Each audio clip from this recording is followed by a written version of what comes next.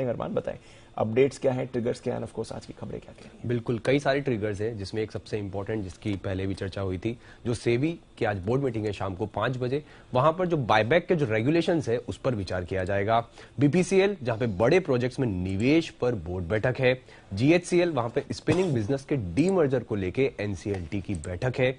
Shriram transport finance जिनका नाम आज से बदलकर श्रीराम फाइनेंस हो जाएगा। और टान्ना प्लेटफॉर्म पर बात करेंगे तो अगर उनका जो बायबैक है वो आज से खुलता हुआ दिखेगा। आईपीओ में एवेंस और लैंडमार्क दोनों के आईपीओ के अलॉटमेंट है। और उसी के साथ साथ नए आईपीओ अपडेट में अगर आप देखेंगे कैफिन टेक जिनका डे 1 ऑलरेडी हो चुका है, वहां पे अगर आप ओवरऑल सब्सक्रिप्शन 55% का आया है, रिटेल का हिस्सा 26% और क्यूआईबी का हिस्सा लगभग 91% के आसपास बढ़ता हुआ दिखा है।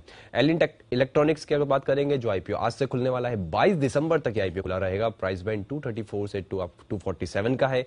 इशू साइज 475 करोड़ का है। और एंकर बुक के जरिए कंपनी ने लगभग 143 करोड़ के आसपास जुटाया है, जिसमें एसबीआई फंड अलग अलग फंडों के जरिए लगभग 42%, कोटक फंड है वहां पर 19% के आसपास उनकी होल्डिंग है।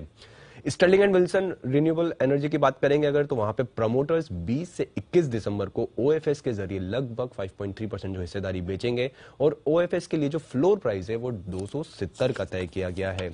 डाबर इंडिया रिपोर्ट्स हैं कि ब्लॉक डील के जरिए प्रमोटर्स लगभग 800 करोड़ तक के जो शेयर्स हैं वो बेच सकते हैं। और डील मार्केट प्राइस जो है वो 4% जो डिस्काउंट पर संभव है। आईआरबी इंफ्रा 4 जनवरी 2023 को शेयर विभाजन को लेकर बोर्ड बैठक है।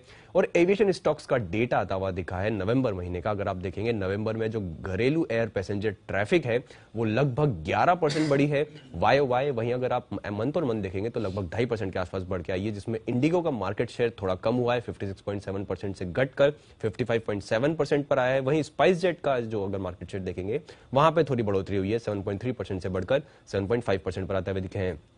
एनबीसीसी की बात करें तो वहां पर कंपनी को लगभग 70 करोड़ के आसपास का ऑर्डर मिला है। और ये उड़ीसा में पावर ट्रांसमिशन जो है, पावर ट्रांसमिशन कॉर्पोरेशन से जो कंपनी को ऑर्डर मिलता हुआ दिखा है। और अंत में आईआरसीटीसी पर ध्यान रखिएगा क्योंकि एलआईसी ने लगभग 2.3% हिस्सेदारी बढ़ाई है और उनकी अब हिस्सेदारी कंपनी में 5% से बढ़कर 7.3% के आसपास हो गई है। और ये ओपन मार्केट के जरिए 17 अक्टूबर से 16 दिसंबर के बीच में जो है हिस्सेदारी उन्होंने बढ़ाई है। ओके, तो आईआरसीटीसी में एक्चुअली हिस्सेदारी बढ़ाई है, हालांकि स्टॉक में हमने एक्शन नहीं दिखा है, सरकार की तरफ से भी बिक्री हुई है, बट हाँ इस पर रखे नजर। एक और ओएफएस आज स्टर्लिंग एंड विल्सन का होने वाला है, उस पर भी रहेगी हमारी नजर। बहुत बहुत शुक्रिया अरमान ये सारी खबरें हमें देने के लिए।